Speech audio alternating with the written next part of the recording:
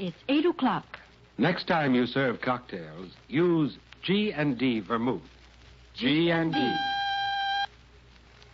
The number one selling mystery character in all fiction is on the air. The hard-hitting private eye, Mike Hammer, in the Mickey Spillane mystery, That Hammer Guy.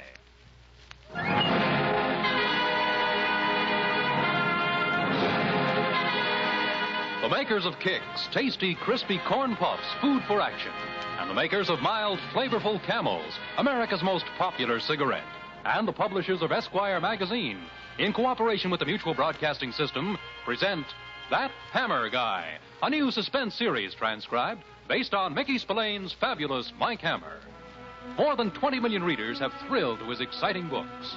In just a moment, you'll meet in person Mickey Spillane's That Hammer Guy. Here's the shocking truth. The truth about the growing immorality in the United States.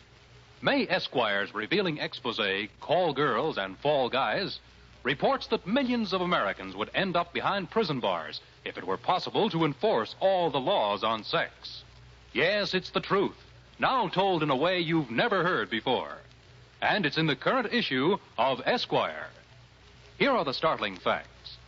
Each year, both you and the government are cheated by those who would use immorality as an income tax deduction. And loose money is buying loose morals in a way that threatens your very way of life. May Esquire reveals the carefully hidden secrets of New York and Hollywood's Romeos and Juliets.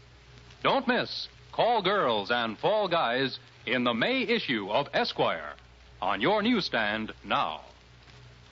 And now, here is Larry Haines in the Mickey Spillane mystery, That Hammer Guy.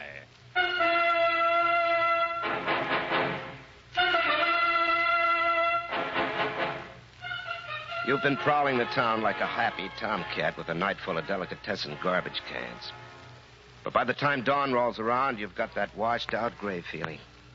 So you turn in at the nearest glorified flop house and hit up the sleepy room clerk for a berth. Here's the key, room 500. Someone just checked out. You're lucky. Any special service you want? All you want is sleep. So you crawl in the sack like a bear who's finally found its winter cave. But just when you settle down to hibernate, the knocking starts. Oh. Keep your shirt on. Okay, I'm coming. Yeah, what is it? Oh.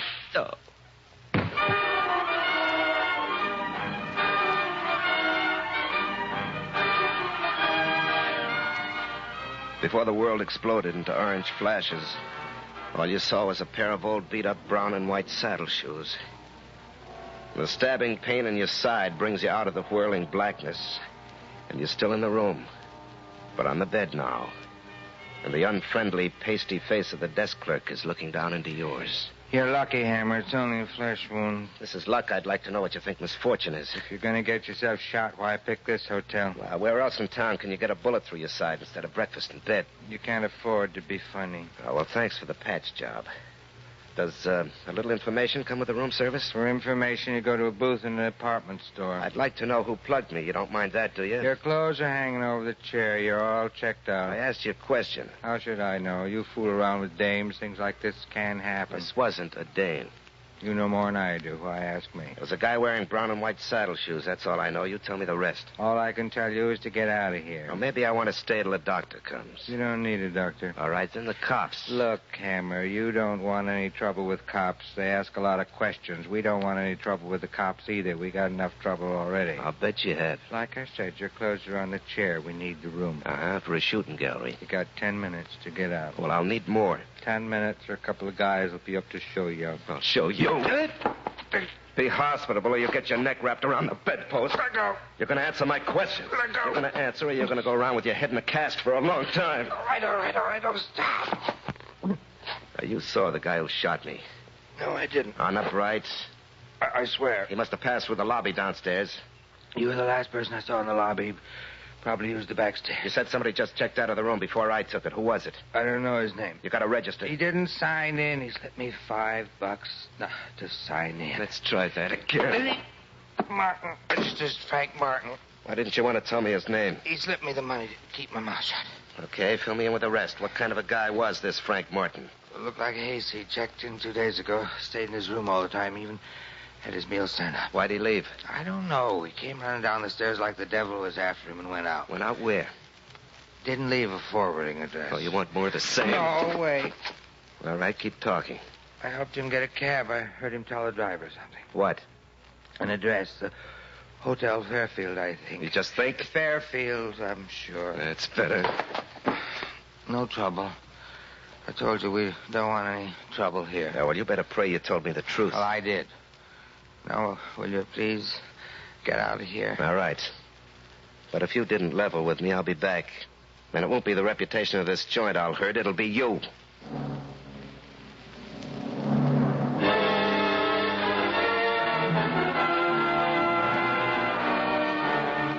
You find Frank Martin at the Fairfield, all right. But someone found him before you did. Whoever shot you by mistake got to Martin and corrected the error. The desk clerk was right. This Frank Martin must have been a hayseed. The kind of a guy you'd expect to see calling the turns at a square dance. The room's been stripped of everything except a leather picture frame on the night table. And whoever tore out the picture left the lower right-hand corner jammed into the broken glass. And on that corner, you read the scrawl, "To my darling husband, from Lillian." Except for that, you're at a standoff.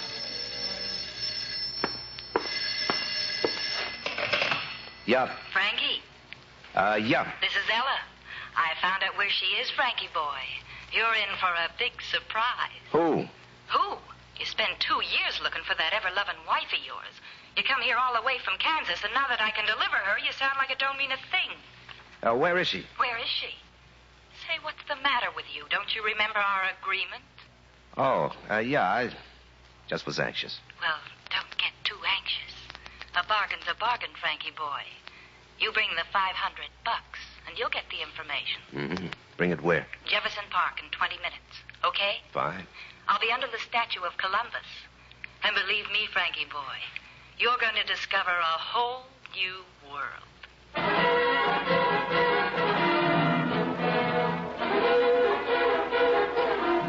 You've got to know the rest about Frank Martin because you've got to know how you can locate saddle shoes. On the way over to the park, you keep thinking about a mild little guy who came to the big city to find his wife and was stopped dead. When you get to the statue of Columbus, there's a dame standing under it, glancing around like a lookout for a heist job. Looking for something? If I was, you couldn't find it. That's a nice statue, but you'd make a much nicer one. Don't get fresh. I might blow the whistle. There's nothing wrong with talking, is there? This isn't the time. I'm here on business. Mm-hmm. You're lucky I know what kind of business, or I might blow the whistle. Hey, who are you? Well, we made a date, Ella. Remember? Either I have a short memory or you've got a long nose.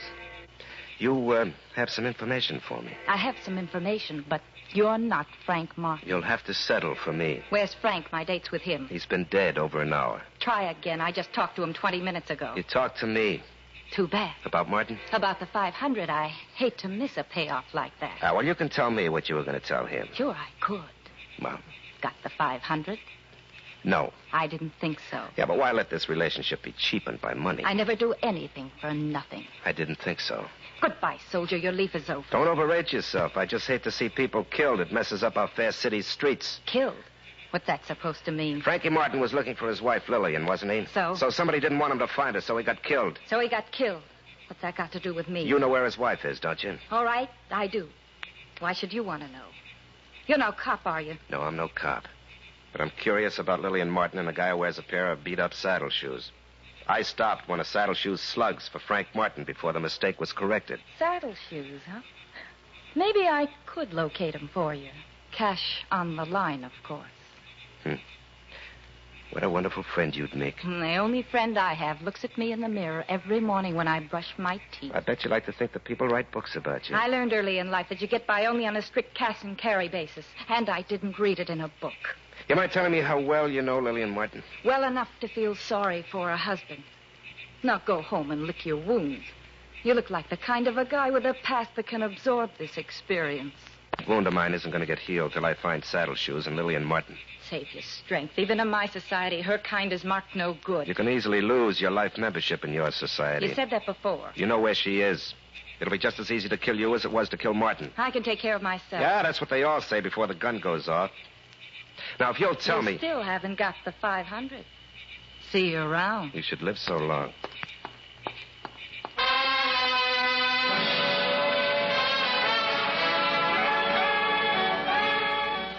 You watch her walk down the park path, swinging her hips like a basketball player taking a pivot shot. In a moment, she's free of the bushes and out in the open. You grind out your cigarette and start to follow. Only you don't get far. And Ella, well, she makes even less progress.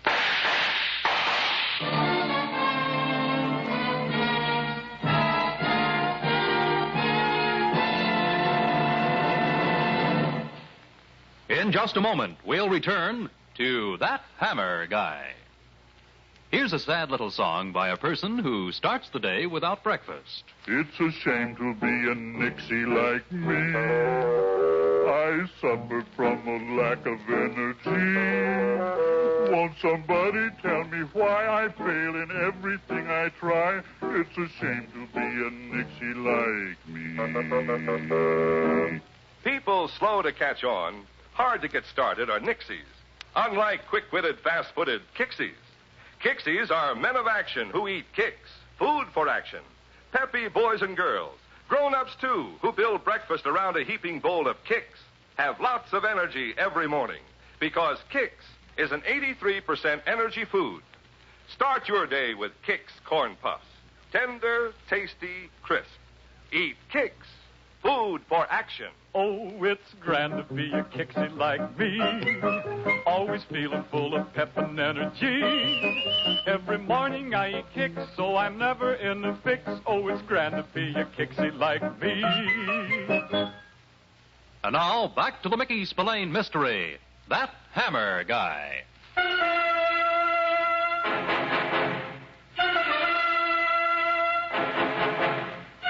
You can't see where the shots come from, but you know by the crazy pirouette Ella makes as she goes down that she isn't getting up anymore. And when she goes down, your hopes of locating either Lillian or Shoes sink with her. She was dealing for $500, but all she has in her pocketbook is $2.40 and several matchbooks advertising the Friendship Bar. After you call Pat Chambers at Homicide, you go to that bar. Look all wound up, mister. Why don't you relax? You've been buying drinks around, but nobody knows a thing. You take a look at the dame who's wrapped around the bar stool next to you. And you know a few more drinks, and she won't even recognize her own name. Sophisticated lady. Isn't that a pretty song? It's a song. Special for me. Never get tired of listening. I hear you've been asking around about Lillian. Wouldn't you like to buy me a drink? Sure, why not? What are you drinking? Almost anything. Name it. Bourbon will be fine. Same as you. Another one of these, bartender. Such a pretty song. What about Lillian? Sophisticated lady. It's my special favorite piece. Oh, your drink. Thanks. Well, that you hear, huh? To you, mister. You want to know about Lillian Martin? That's right. Forget her, mister. She's no good. She'll ruin you. Look, I want information, not advice. How well do you know her? Lillian, too well. Look at me. Pretty. I can be pretty again, too, anytime I want. All I have to do is stop drinking this stuff. So why don't you stop? Because I can't. You ask a silly question, you get a silly answer. Silly, isn't it? What was she to you? Lillian? Everything, nothing. What's that supposed to mean?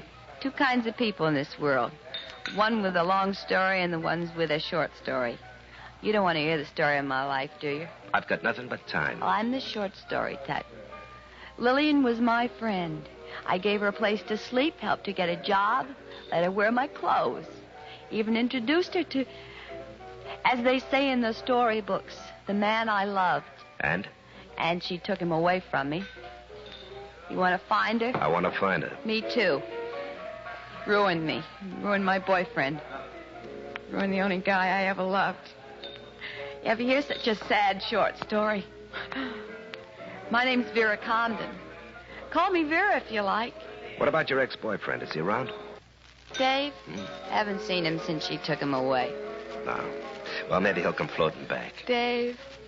I'll slam the door right in his face. No, I won't. But what's the difference? What I do?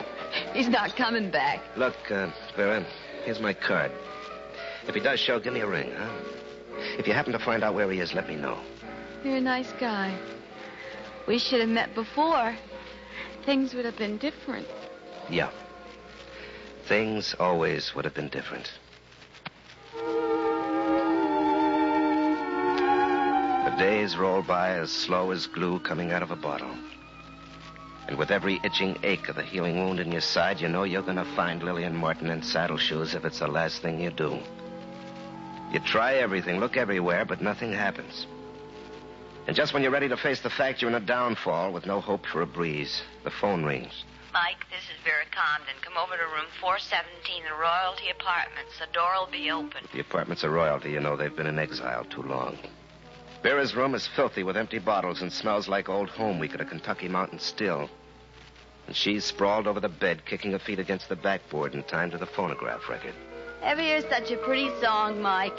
Sophisticated Lady. What do you want to see me about, Vera? I remember when guys didn't have to have a reason to see me. Now, you know what my reason is. Yeah. Lillian. Always her. What's the matter with me? Nothing, but... You can't kid me, I know. Oh, no more sophisticated lady. You know something. That's why you asked me over. You know something about Lillian Martin. She disappeared over a year ago with Dave. I still don't know where she is. Maybe Dave does. You told me you didn't know where he is. Well, you know how girls are. They always change their mind. So? Well, there ought to be something in it for me besides a drink at a bar, don't you think? What do you want, Vera? Something I lost a long time ago. My self-respect. I can't help you with that. Too late, huh? Mike, you don't have to be honest all the time. Vera, I can't help you lie to yourself. You can't break every mirror in the world. Nobody can help me anymore. Nobody but you. You're a nice guy. I like you, Mike. I'm a guy looking for somebody. If I tell you where he is, will you come back and see me? Sure. Even if you find Lillian? Sure. His name's Dave Williams. Where will I find him? Where you find everybody who's been nice to Lillian. At the bottom of the ladder. In the mud. And where's the mud he's in? A place called the Gotham Club down on the 4th Street. But don't let the name fool you. It's a flea bag of a flop house. Thanks. Here, maybe you can use this. $20. You're a nice guy, Mike. You don't have to tell me what it's for, so you don't have to bother with someone like me anymore. I'm paid off. I told you I'll come back. I mean it. I can straighten out, Mike. Honest. Sure you can. If the bottle you buy has perfume in it. Sure. Perfume. That's a good idea. When you see me again, I'll be like I was before. Sparkling, just like those rhinestones. I can really straighten out.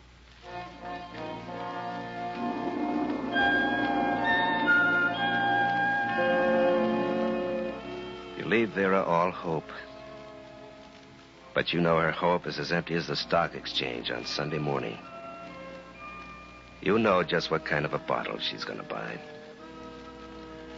When you find Dave Williams in that flop house, you begin to understand what she means about Lillian. It's an old story, friend. She made me what I am today. You don't know what Dave Williams was like a year ago, but today he isn't winning any prizes as a lady killer. It's crazy for a guy to believe in a dame. You always find out too late. Isn't what Vera told me. Vera? Yeah, I understand it's even too late for her. I'm only interested in Lillian right now. Forget her. I can try, but her husband won't let me. Husband? So she had one of those, too? Yeah. And he got paid off worse than you did. Somebody killed him because he wanted to find her. Always a smart operator, that Lillian. Nobody who uses a gun instead of his brains is smart. I wonder. What? Who's better off, her husband or me? I'll give you the benefit of the doubt. I could use a benefit. Look, just tell me where I can get hold of Lillian, and I'll leave you. Get hold of her? You got a shovel handy? What do you mean? Lillian's dead. She's been buried in Fairmount Cemetery for over 6 months.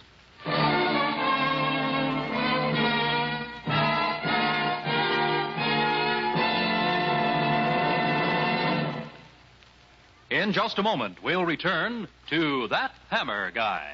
$1 billion is a rather large amount even in this day and age. And Camel leads all other brands of cigarettes in popularity by many billions of cigarettes per year. Yes, far more people smoke Camels than any other cigarette. Why is this so?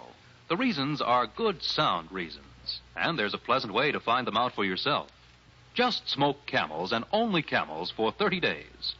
You'll enjoy your first Camel, and as you smoke them, you'll find you keep right on enjoying them, pack after pack. Camels have a rich, full flavor that you won't find in any other cigarette. A flavor that doesn't tire your taste. And Camel's exclusive blend of costly tobaccos brings you cool mildness, carton after carton. So find out what you've been missing. Make your own 30-day Camel test and see how mild, how flavorful, how enjoyable a cigarette can be. See why more people smoke Camels than any other cigarette. And now, back to the Mickey Spillane mystery, That Hammer Guy.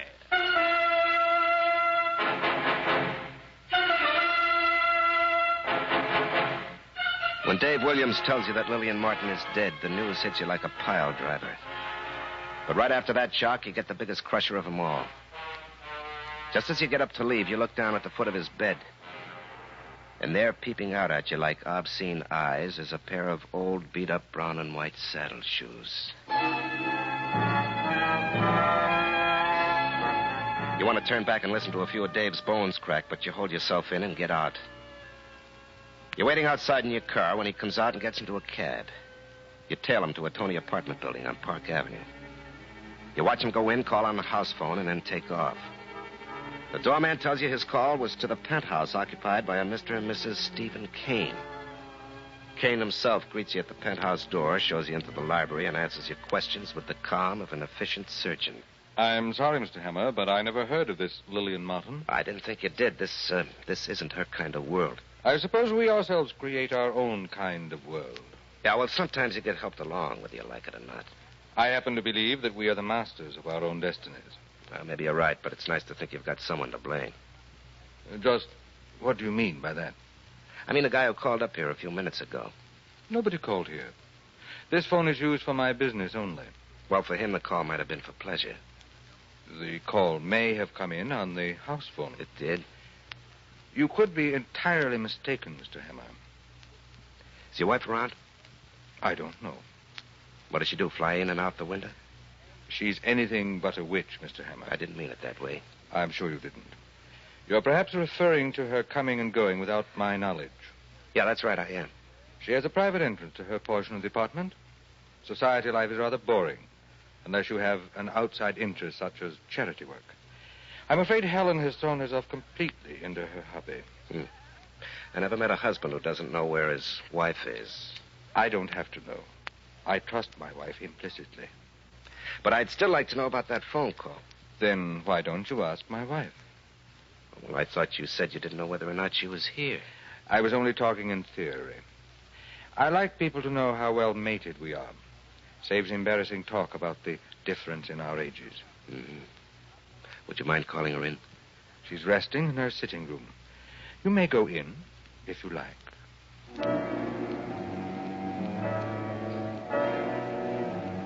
You go into the sitting room, and the first feeling you get is the fluffiness of the ruffles and the smoothness of the satin.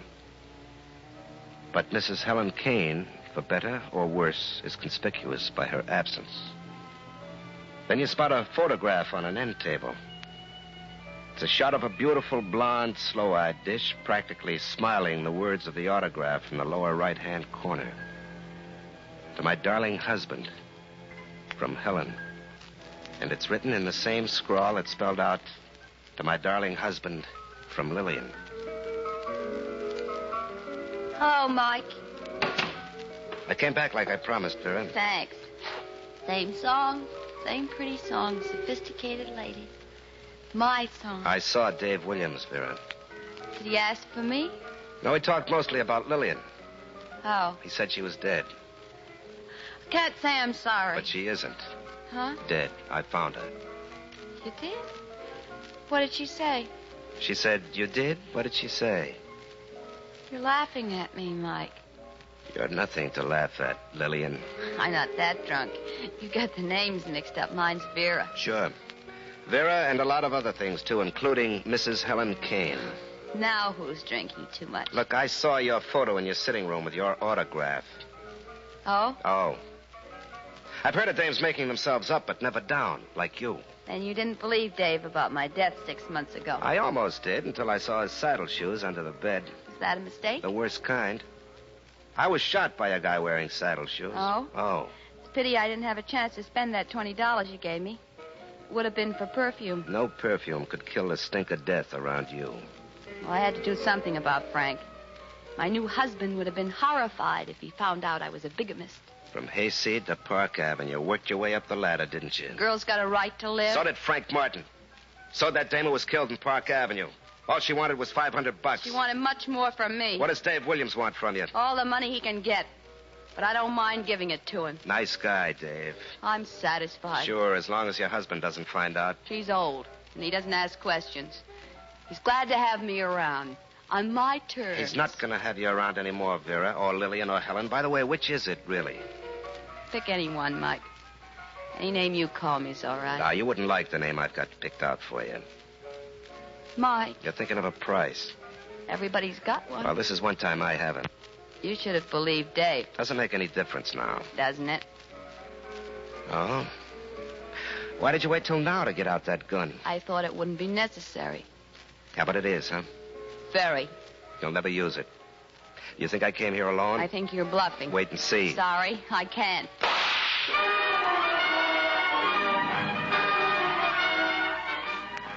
You try a bluff and it doesn't work, but something else does. Right on top of the shot, Vera's body jerks like a monkey on a string. And then the string breaks. You swing around, and standing behind you in the doorway is Stephen Kane. The only motion is the smoke swirling up from the nose of the gun in his hand. You know how he got here. He followed you. She had it on her terms long enough. Now it's on mine. You switch your eyes from him to the twisted body on the floor. The sophisticated lady.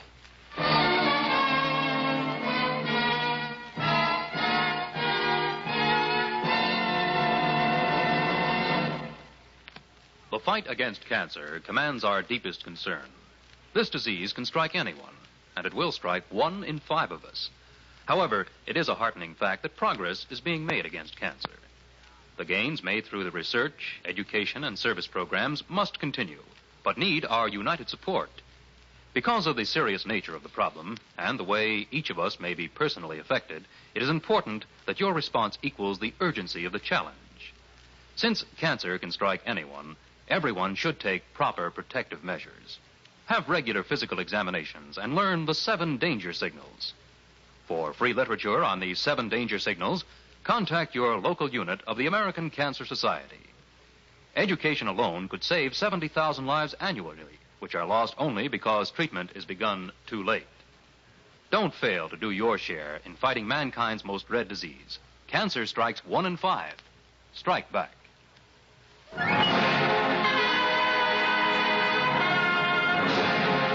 Next week at the same time, listen to another suspenseful adventure with America's #1 selling mystery character, Mickey Spillane's exciting That Hammer Guy. Larry Haines is Mike Hammer, with Jan Miner as Vera. This program is presented transcribed by the makers of mild, flavorful Camels, America's most popular cigarette, the publishers of Esquire magazine, and the makers of Kicks, tasty, crispy corn puffs, food for action, in cooperation with the Mutual Network. All names and places in the story were fictitious, and any similarity to persons living or dead is purely coincidental. The Mickey Spillane mystery, That Hammer Guy, is a Moss and Lewis production. Written by Ed Adamson and directed by Richard Lewis. Ed Ladd speaking.